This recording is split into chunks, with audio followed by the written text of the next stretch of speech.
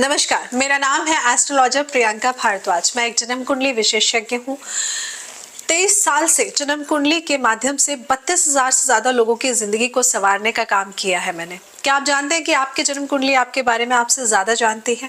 जन्म कुंडली के अंदर 9 ग्रह मिलकर 12 घरों को संभालने का काम करते हैं और 12 घरों के हिसाब से आपकी जिंदगी में ग्रोथ देते हैं, पैसा देते हैं, अच्छा जीवन साथी देते हैं, नाम यश देते हैं।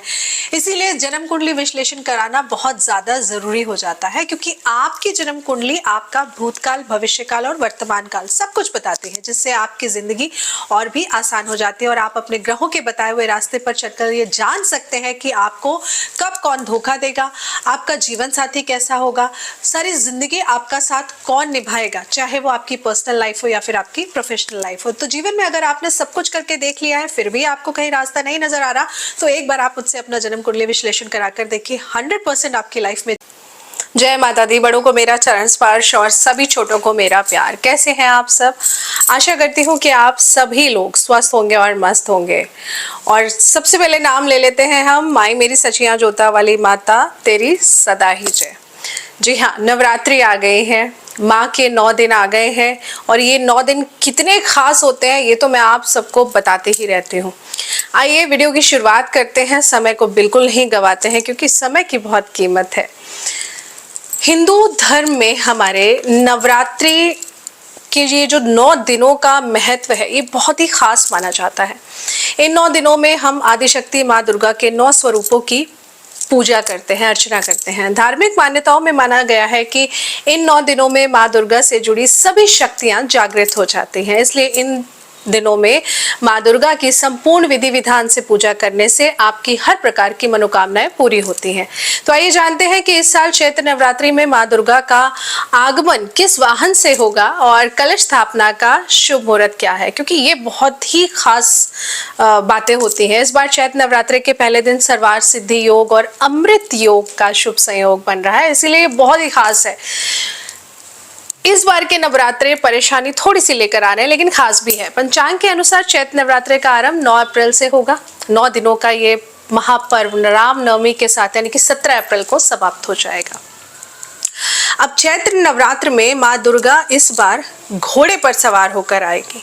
तो माँ दुर्गा का वाहन इस बात पर निर्भर करता है, जो मैं हमेशा कहती हूँ कि नवरात्रि का पर्व किस दिन से आरंभ हो रहा है। पंचांग के अनुसार इस साल नवरात्रि का जो आरंभ है वो मंगलवार के दिन से हो रहा है, इसलिए माँ दुर्गा का जो वाहन है यानी कि वो घोड़ा अश्व रहेगा। तो माँ दुर्गा की घोड़े की सवारी को आने वाले साल के लिए शुभ संकेत नहीं माना जाता है। घोड़े पर देवी का आना युद्ध की स्थिति को बढ़ाता है, बताता है कि युद्ध होंगे। इस साल देश में चुनाव भी है, तो ऐसा माना जा रहा है कि चुनाव के नतीजे भी काफी आश्चर्यजनक रहने वाले हैं। 400 प्लस सोच रहे हैं, 500 प्लस भी चला जाए, कोई बहुत बड़ी बात नहीं है। माँ दुर्गा का घोड़े की सवारी पर आगमन हमें कहीं ना कहीं एक तरह से ये बता रहा है कि नवरात्रों के बाद बहुत से बदलाव हम लोगों के सामने आएंगे, पॉजिटिव भी और नेगेटिव भी। और वो ऐसे बदलाव होंगे जो हमने सोचा भी नहीं होगा कि अच्छा ऐसा भी हो सकता है, और वो चीज हो जाएगी। लेकिन जो नेगेटिव चीज रहेगी वो ये कि कहीं ना कहीं आप ऐसे समझिए प्राकृतिक आपदाएं हम सबको झेलनी पड़ सकती हैं। जबकि शारदीय नवरात्रे में इस बार माँ का आगमन जो है वो गुरुवार को होने से माँ की सवारी डोली पर होगी, और माँ की सवारी डोली पर भी आना एक तरह से भयंकर परिणाम ले सकता है। तो अगर दोनों नवरात्रों को देखा जाए तो थोड़ा सा अच्छा नहीं माना जा रहा है। और हमारा कहीं ना कहीं विक्रम संवत मतलब नव संवत्सर 2081 भी शुरू होने वाला है। चैत्र के नवरात्रे जब शुरू होते हैं तो हमारा हिंदी कैलेंडर के अनुसार नव संवत्सर भी बदल जाता है। तो आप ऐसे समझिए कि मैंने आपको देखिए पहले भी एक वीडियो में बताया है कि अगर आप लोगों को याद हो तो साल 2023 में भी चैत्र नवरात्रि की शुरुआत मंगलवार के ही दिन हुई थी, जिसके चलते कई राजनीतिक परिवर्तन हमको दुनिया भर में देखने को मिले थे। यूक्रेन और रूस के बीच में भी स्थितियां गंभीर होती हुई नजर आ गई थी। वहीं इजराइल और हमास के बीच भी जंग हम लोगों ने देखी है ना, तो इसका असर पूरी दुनिया पर देखने को मिला। तो वैसे ही साल 2024 में भी हालात हमें देखने को इस तरह मिल सकते हैं, ऐसे संकेत हमें देखने को मिलेंगे। कहीं कोल्ड वॉर चल रही है, कहीं हालात बहुत खराब हो रहे हैं, तो ऐसा होगा। साथ ही में प्राकृतिक आपदाएं भी हमें बहुत ज्यादा परेशान करेंगे इस साल, तो तैयार रहिए और उपाय करते रहिए। तो आइए बताती हूँ अब कि माँ दुर्गा को समर्पित नवरात्रि का ये पावन पर्व हमें किस प्रकार से माँ की पूजा अर्चना करनी चाहिए, किस दिन माँ के किस स्वरूप की पूजा की जाती है। सबसे पहले देखिए घट स्थापना कैसे की जाएगी, चौकी कैसे माँ की सजानी है, ये मैं आपको बता देती हूँ। सबसे पहले देखिए एक लकड़ी की चौकी लीजिए, उस पे गंगा जल या से छिड़काव करिए, फिर एक लाल रंग का कपड़ा बिछाइए और फिर चौकी के दाएं तरफ आप कलश की स्थापना करिए। और कलश स्थापना यानी कि घट स्थापना जिसका मुहूर्त भी आपको दिया जाता है, और उसी मुहूर्त में आप ऐसा करके मतलब इतना काम आप उस पर्टिकुलर मुहूर्त में कर लीजिए। फिर चौकी पर माँ दुर्गा की फोटो या मूर्ति जो भी आपके पास है उसको स्थापित करिए। फिर माँ दुर्गा को लाल रंग की चुनरी चढ़ाइए, धूप दीप जलाकर माँ का स्वागत करिए। माँ दुर्गा के सामने फिर चावल फूल ये लेकर माँ को चढ़ाइए, तिलक लगाइए, है ना।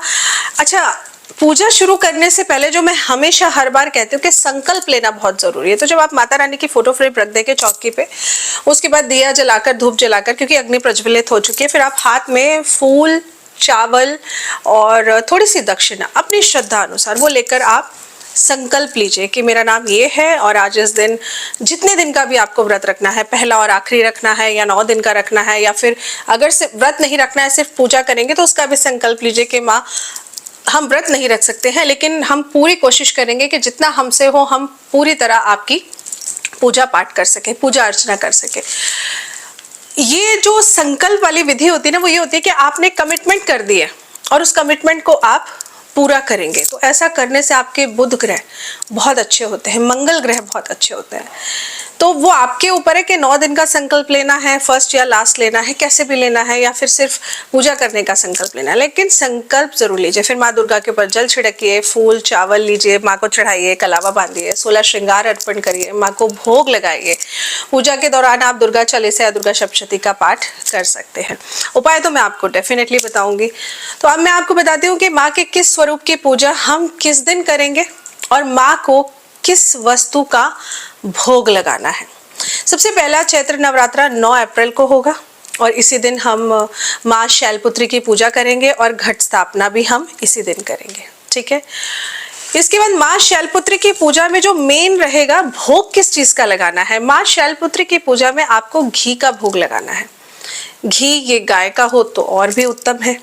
तो घी का भोग, एक कटोरी में घी का भोग लगाइए। कटोरी नई लीजिएगा, मतलब न्यू कटोरी लीजिएगा, पुरानी घर की जो आप यूज करते हैं वो बिल्कुल मत लीजिएगा।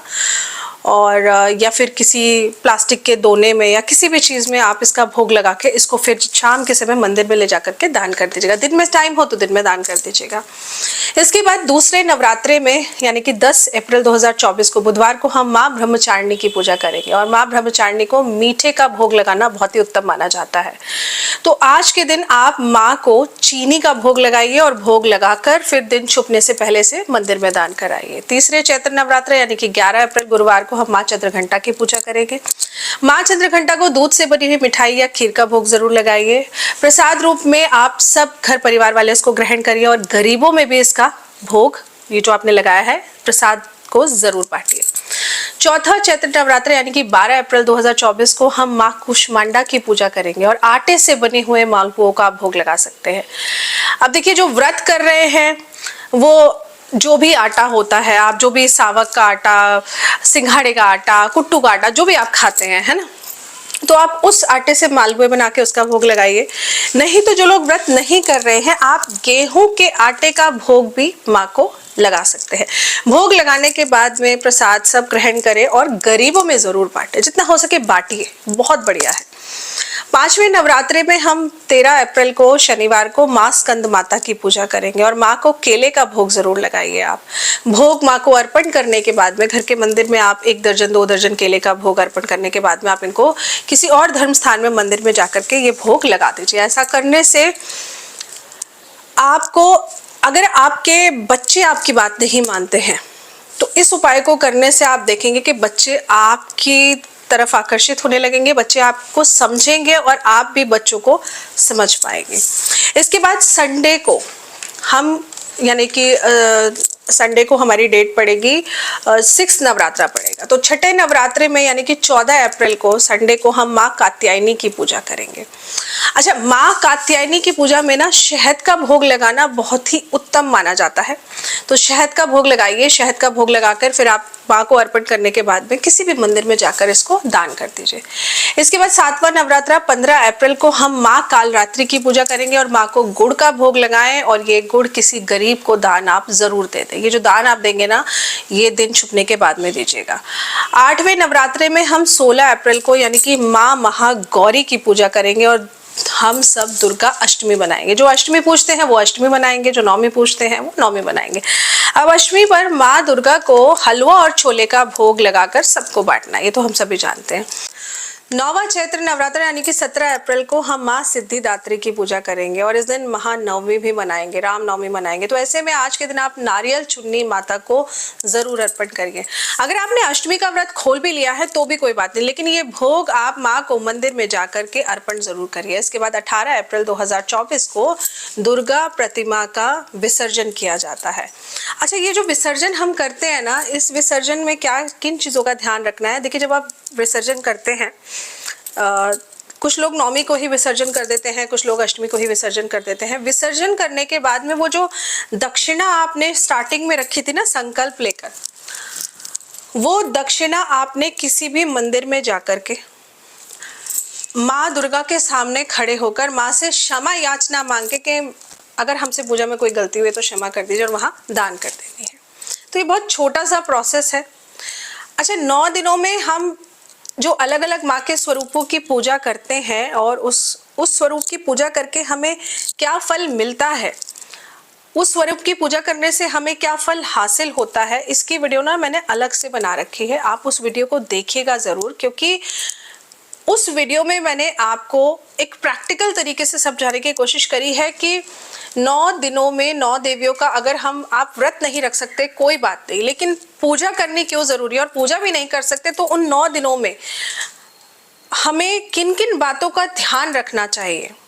प्याज नहीं खानी, लहसुन नहीं खाना, शराब नहीं पीनी, नॉनवेज नहीं पीना, ये तो नॉर्मल सी बात है, लेकिन उसके अलावा हमें इन 9 दिनों में क्या क्या करना चाहिए, ये 9 दिन हमें क्या सिखाते हैं, क्या रिप्रेजेंट करते हैं, उससे रिलेटेड मैंने वीडियो बनाई है। और घट स्थापना का शुभ मुहूर्त आप स्क्रीन पर देख ही रहे हैं, ये आ रहा है, चल रहा है, लिखा हुआ आ रहा है। तो आप कोशिश करिए कि इस बार नवरात्रे में वो वीडियो जरूर देखकर आप अपने दिमाग में वो बातों को रखते हुए ही नवरात्रों के व्रत रखिए या पूजा करिए, क्योंकि फिर आप देखिएगा ये 9 दिनों के बाद जो कष्ट, ग्रहों के परिवर्तन से जो भी इश्यूज आने वाले हैं या जो भी प्रॉब्लम आने वाली है वो नहीं आएंगे, आपको सही रास्ता जरूर मिलेगा।